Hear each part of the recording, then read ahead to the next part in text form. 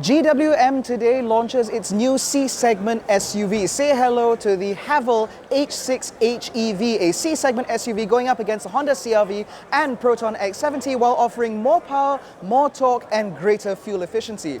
And all of this for just 139,000 ringgit. My name is AIMAN ABDULLAH, this is Malaysian Motoring, and this is our launch coverage of the GWM Haval H6 HEV.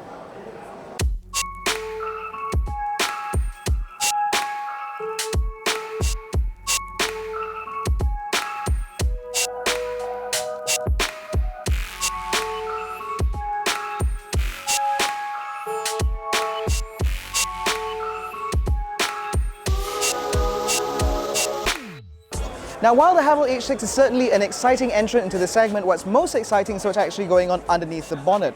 So up front, you'll find a 1.5-litre turbocharged 4-cylinder petrol engine mated to a hybrid electric powertrain. As a result, the total system output is rated at 243 PS and 530 Newton meters of torque, able to rocket this car from dead to 100 kilometers an hour in just 7.7 seconds. On top of that, it still claims an absolutely excellent fuel consumption level of just 5.8 litres per 100 kilometers, allowing it a total cruising range of 1,000 kilometers on a tank. Now, the Haval H6 has been China's best-selling SUV for 9 consecutive years. And looking at it, you can quickly understand why. While this design is not the boldest that we've seen on the market, it is certainly not offensive in any way. Up front, you get full LED headlights replete with adaptive beam technology, as well as this star matrix grille, which certainly looks very distinctive indeed. Further down, you get LED fog lights, and as far as I'm concerned, this car does look pretty good from the front, at least enough to hide that hybrid powertrain.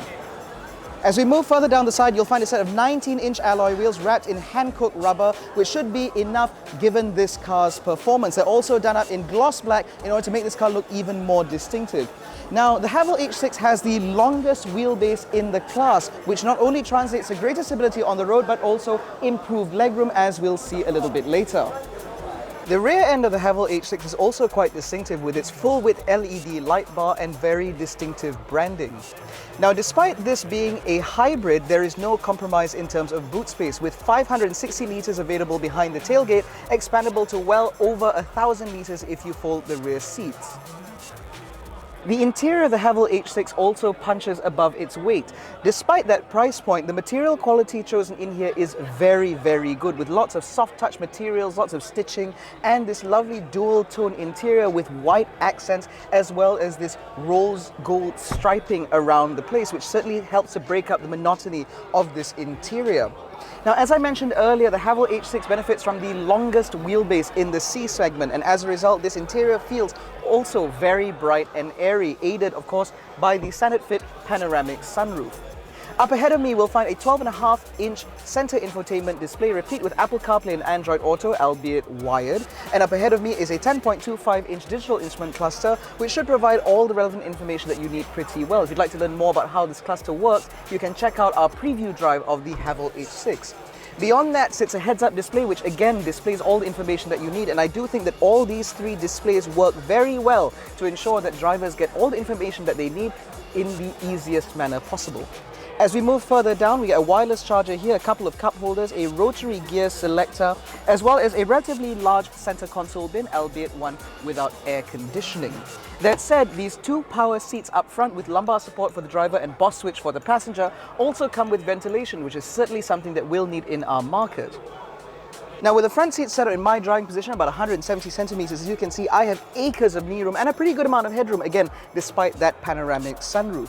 Niceties back here continue with more of that soft touch material available on the doors, and again, more of that rose gold stuff, which I really do quite like. There are a set of air conditioning vents back here, a couple of USB-A ports, as well as a deployable center armrest with a couple more cup holders here. Further practicality is aided by rear seat pockets, as well as very large door bins, which means that there should be enough space for you to hide all of the usual junk that comes with family life. Now again, because the H6 is a hybrid powertrain, or runs a hybrid powertrain, it does also mean that there is less complication to have to run through the center tunnel, which is why the floor is surprisingly flat, which means that even if you have a third passenger in the rear, there is space for them to put their feet, and there is a pretty decent amount of width in here as well, which means that 3 adults can sit quite comfortably. As with any new Chinese vehicle, the Haval H6 is absolutely chock full of active safety features, including things like autonomous emergency braking, adaptive cruise control with traffic jam assist, lane keep assist, blind spot monitoring, a 540-degree camera system, which also provides a feed underneath the car when you're driving along, as well as various other functionalities that put the Haval H6 bang on par with other C-segment family SUVs on the market. On top of that, Haval is also offering a 7-year, 200,000 kilometer vehicle warranty, an 8-year, 1 million kilometer warranty for the hybrid powertrain, as well as a 10-year, 1 million kilometer warranty for the engine, which means that you will be pretty well served by one of these, even if that 2-speed DHT might seem a little bit weird. On top of that, there is also an early bird package available for this car, including things like cash rebates, as well as various other goodies for people who book their new Haval H6 before a certain date later this month, which should come up on the screen.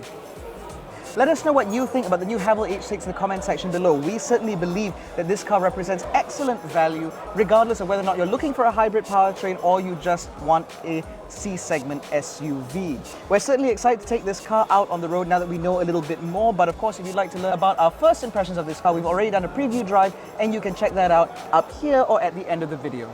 In any case, that wraps up our launch coverage of the new GWM Haval H6 HEV. If you enjoyed this video, please give it a thumbs up, subscribe to the channel, hit the little bell icon to be notified every time we make a new upload. Don't forget to follow us on Facebook, Twitter, and Instagram. All the links are in the description below, including the link to join our new WhatsApp channel. Thank you so much for watching. We'll catch you in the next one.